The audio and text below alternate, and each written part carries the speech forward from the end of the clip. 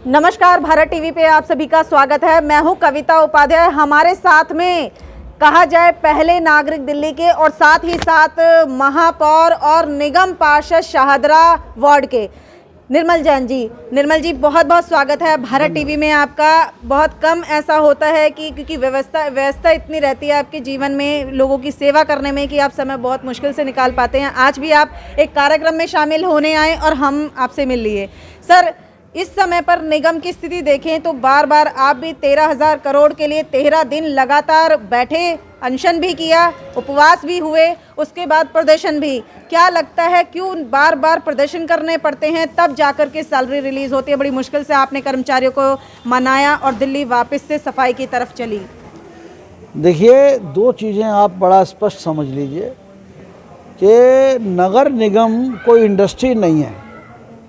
नगर निगम जनता की सेवा करने का एक माध्यम है और 90% जो काम जनता के हैं वो नगर निगम के द्वारा होते हैं जी। जन्म से मृत्यु तक जो भी सारे कार्य होते हैं वो निगम करता है और हम लोग बहुत मामूली खर्चे के अंदर, बहुत मामूली शुल्क के अंदर सारी सेवाएं उपलब्ध कराते हैं जी। तो निश्चित रूप से हमारा कोई आमदनी तो के लिए तो हम काम करते नहीं जी।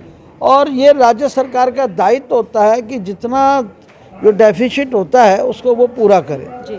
लेकिन दुर्भाग्य है कि दिल्ली में एक ऐसी निकम्मी सरकार बैठी हुई है जो केवल राजनीतिक भावना से काम कर रही है। जी। लोकतंत्र में किसी भी दल की सरकार जनता के द्वारा निर्वाचित हो सकती है जी। लेकिन दुर्भाग्य है कि यहाँ दिल्ली में जो आम आदमी पार्टी की सरकार, जो दिल्ली सरकार में इस समय काबिज है जी। वो पूरी तरह से निगमों को पंगु बनाने का काम कर रही है। निगमों को पूरी तरीके से, जिसको कहा जाए, आर्थिक रूप से खराब करने की कोशिश है। निर्मल जैन जी, लगातार 3 टर्म्स भाजपा रही है एमसीडी के अंदर और उसके बाद भी जब दिल्ली में पूरे देश में स्वच्छता की बात आती है तो इंदौर जैसा शहर नंबर 1 और दिल्ली रह जाती है पीछे। क्या जागरूकता की कमी है या संसाधनों की कमी नजर आती है? देखिए, हमारे पास में जो इंफ्रास्ट्रक्चर, एक तो दिल्ली बहुत बड़ा शहर है जी।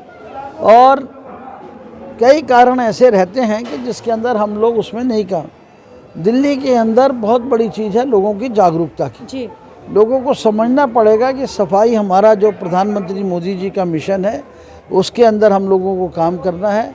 एक सॉलिड वेस्ट मैनेजमेंट एक्ट 2016 के अंदर प्रधानमंत्री जी ने बनाया, उसके अंतर्गत हम सब लोग अब काम करना शुरू हो गया है।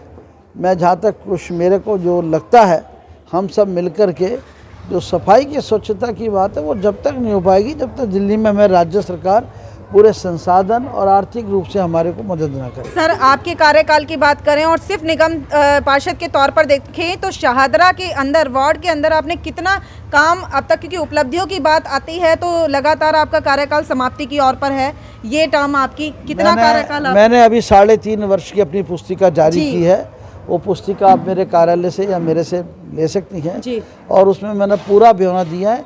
मैं जहाँ तक समझता हूँ कि मैं निगम पार्षद के रूप में, और अब मुझे को पार्टी ने महापौर का दायित्व दिया है जी। मैं कोई भी काम मेरे जो संज्ञान में आता है, मेरे ध्यान में आता है या जनता के द्वारा मुझे ध्यान में लाया जाता है, मैं उसको पूरी तल्लीनता से करता हूँ। सर, सिर्फ 2 शब्दों में ये जानूंगी, आपने, क्योंकि आप सीनियर भी हैं, एज के हिसाब से भी बड़े वरिष्ठ हैं, क्या लगता है कभी इस तरीके की सदन के अंदर ये हो जाए कि गालियां हो जाएं या चप्पलें वगैरह चला दी जाएं तो कितने गरीब? आम आदमी पार्टी की कल्चर है जी।